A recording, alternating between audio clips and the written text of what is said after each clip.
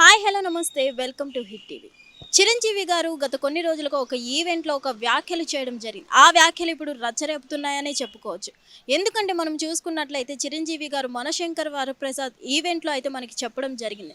Cine industry అద్దం లాంటిది, అసలు ఎలాంటివి ఉండదు, మనం అద్దంలో చూసుకొని ఏమి ఇస్తామో అదే మనల్ని తిరిగి ఇస్తుంది అని అయితే వ్యాఖ్యలు చేయడం జరిగింది.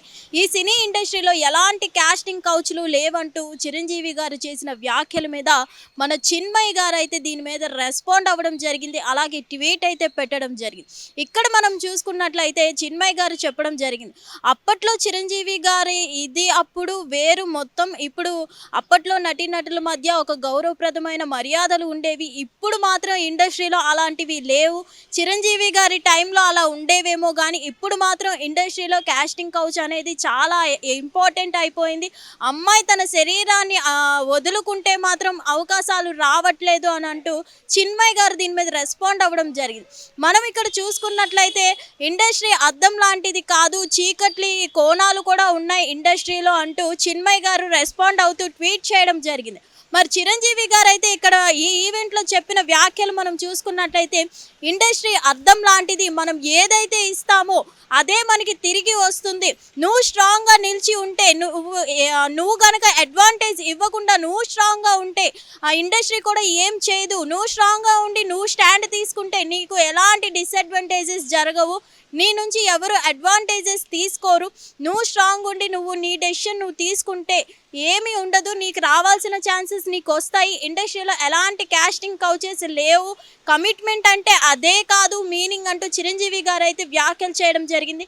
మరి దీని మీద అయితే చిన్మయి గారు చెప్పడం జరిగింది. చాలా వరకు ఇప్పటి వరకు ఇండస్ట్రీలో చాలామంది నటీనటులు కావచ్చు, ఎవరైనా సరే చాలామంది కమిట్మెంట్ అంటే అది ఒక వర్డ్ అనేది, అప్పట్లో కమిట్మెంట్ అంటే ఒక మీనింగ్ వేరు, కానీ ఇప్పట్లో కమిట్మెంట్ అంటే ఒక మీనింగ్ వేరు. కమిట్మెంట్ అంటే కేవలం ఇప్పుడు ఒక అమ్మాయి తన శరీరాన్ని వదులుకోవడమే అయిపోయింది.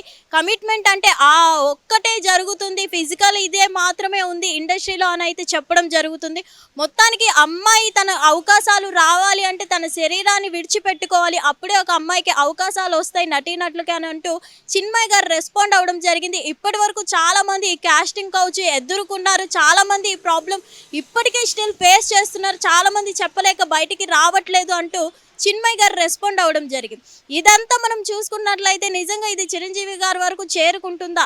అసలు చిరంజీవి గారు ఏం చెప్పాలనుకున్నారు ఈ ఈవెంట్లో? నిజంగా కాస్టింగ్ కౌచ్ ఉందా లేదా? ఇప్పటి వరకు మనం ఎక్కడా చూసుకున్నట్లయితే ఏ సెలబ్రిటీస్ మనం ఇంటర్వ్యూస్ చేసినప్పుడు కానీ ఎప్పుడైనా కానీ వాళ్ళ ఇంటర్వ్యూస్లో కొంతమంది చెప్తూ ఉంటారు, ఈ కమిట్మెంట్ ఎదుర్కొన్నాము, చాలామంది ఇండస్ట్రీలో ఇట్లా అడుగుతారు అని అయితే చెప్పడం జరిగింది.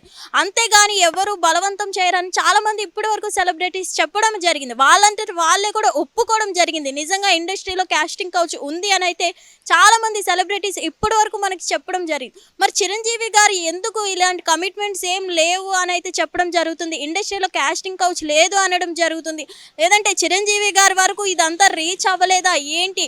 మరి చిరంజీవి గారు అసలు ఏంటి ఇండస్ట్రీని కాపాడుకునే పక్షంలో ఇలా మాట్లాడారా? లేదంటే చిరంజీవి గారు అప్పటి హీరో కాబట్టి ఎప్పటికీ అతని హీరోనే, కాకపోతే ఏంటంటే అప్పట్లో ఒక నటీనటులు అంటే గౌరవప్రదమైన మర్యాదలు ఉండేవి, ప్రజెంట్ ఇప్పుడు మనం చూసుకున్నట్లయితే అవేవి లేవు కాబట్టి చిరంజీవి గారికి ఇదంతా తెలియదు అని అయితే చాలామంది కామెంట్ చేయడం జరుగుతుంది. నిజంగా ఇండస్ట్రీలో మనం చూసుకున్నట్లయితే చాలామంది ఒప్పుకుంటారు, ఇది రియాలిటీ. ఎందుకంటే కమిట్మెంట్ అనేది చాలా ఇంపార్టెంట్ ఇండస్ట్రీలో అని అయితే చాలామంది చెప్తూనే ఉన్నారు ఇప్పటి వరకు సెలబ్రిటీస్. మరి మీరేమనుకుంటున్నారు? చిరంజీవి గారి మాటలు కరెక్ట్ అనుకుంటున్నారా, లేదంటే చిన్మయి గారు చెప్పింది కరెక్ట్ అనుకుంటున్నారా? ఎందుకంటే ఏ ఇష్యూ వచ్చినా ఏది మనకి వైరల్ అయినా సరే వెంటనే చిన్మయి గారు రెస్పాండ్ అవ్వడం జరుగుతుంది.